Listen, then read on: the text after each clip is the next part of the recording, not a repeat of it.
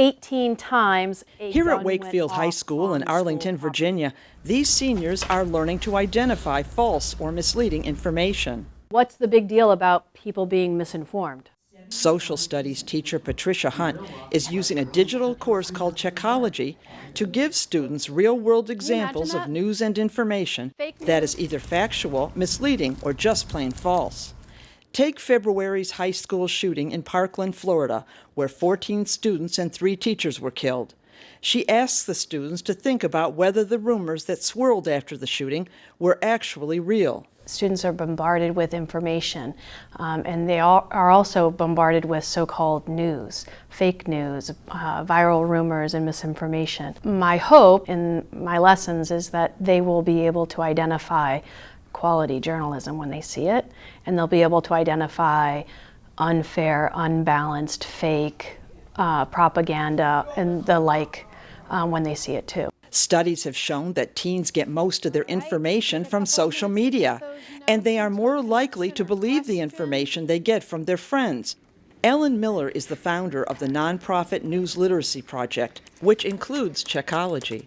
I've really been struck by how students tend to see all information as created equal. If they're younger, they may think that if somebody put it on the internet, they verified it, and it's all true, and they're inclined to believe it and to share it. By the time they're in high school, they're often more cynical, and they may feel that it's all equally driven by bias, by agenda. What's missing is that critical thinking skill to know what to do with all of that information.